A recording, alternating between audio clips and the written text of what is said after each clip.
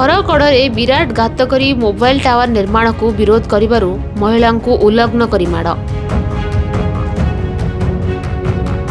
पुरी जिला चंदनपुर थाना अच्युतपुर गाँव में मोबाइल टावर निर्माण को नहीं टुकुना भोई एवं विजय प्रधान को दुई परिवार मध्य विवाद सृष्टि हुई मामला थाना पर्यंत जाइथिला। पड़ोशी टुकुना भोई घर को लगी विजय प्रधान को जमी रे घरोई कंपनी मोबाइल टावर निर्माण करने माटी खोलिबा जोगु घर भांगी जिबा आशंका करी प्रतिवाद करिसंती टुकुना भोई। ए बाबदरे मानवाधिकार कमिशन पुरी एसपी को लिखित अभियोग करने सहित हाईकोर्ट रे मध्य मामला दायर होइतला। तेबे हाईकोर्ट रे मामला विचाराधीन थिबा बेले तहसील पक्षरु विवादीय जमी रे 144 धारा जारी थिबा सत्ते पुलिस उपस्थित रे संपृक्त टावर कंपनी निर्माण कार्य जारी रखिथिला। एहार प्रतिवाद करिबारु संपृक्त कॉन्ट्रैक्टर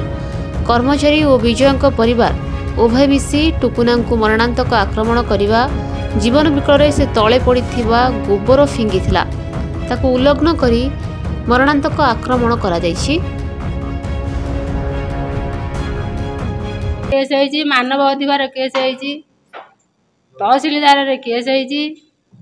से केस को सुधा मानले कहली आईआईसी कहली मत एपटे बुलिकी आसिकी चंदनपुर आईआईसी पैरम बीबी ज्योति मैडम मत धरिकी नंगला मंगला बाडेगी मोर हाथ में काच नाई मो पेंडा सब फटई रही दाग सब अच्छी मत घसड़ा आउटरा कर मारी नंगला मंगला करी मोर इज्जत बचाई गोटे खंडिया उन्नी धान मत मोर मो स्वामी टाक मो छड़े नहीं मोर यही दुखरे मत बाड़िया बाड़ी करी मो झील मो परिवार सब चार गार मु आश्रय पाऊनी खाया दाना पाऊनी मो स्वामी घरे तीन दिन है आईएसपी निजे भिड़िकी नहीं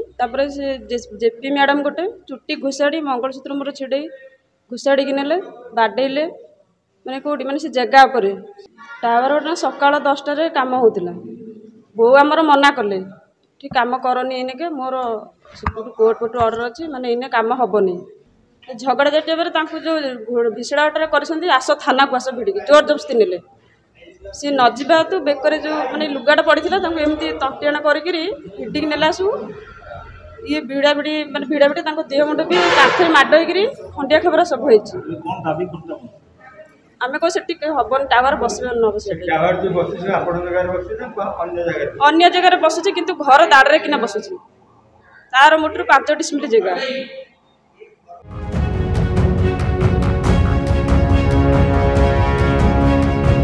एही गोबर फिंगा को चंदनपुर थाना अधिकारी एसिड माड़ अभियोग रे टुकुना परिवार विरुद्ध रे मामला रुजु होइथवा बेले एहा एसिड नुहे बरं हाथ पाहांतारे थिबा गोबर फिंगिछथि बोली पिपिली रे जातीय दलित आदिवासी माइनोरिटी महासंघ द्वारा आयोजित सांबादिक सम्मेलन में निजे स्वीकार करिसेंती टुकुना भाई। तेबे एने महासंघ पक्षरु सांबादिक सम्मेलन जरिया सरकार दृष्टि आकर्षण करा जाई न्यायोचित पदक्षेप नेवा पाई दाबी करा जायछि नचेत आगामी दिन में यह आंदोलन करा जियो बोली महासंघ सभापति विजय सेठी कहिसेंती। द्वारस्थ हेले राज्य मानवाधिकार द्वारस्थ हेले पुरी रे मध्य 144 अच्छी एसबू कौन आईन मानि आईन टाक मानबे तहसीलदार एबे टावर होता विचाराधीन पर होता हाईकोर्ट विचार पर आगे पलैब कि तेणु हाईकोर्ट विचार पर किंतु पुलिस शह पुलिस को नहीं ठिया करी गरीब महिला को 200-300 लोकों आगे लंगड़ा करी खंडिया खाबरा करी बाड़े माने अमानुषिक भाव बाड़े ता जीव जिते आईआईसी जनकर जीवन नौची मारिदेवा चेष्टा करुच्ची तेणु सेठी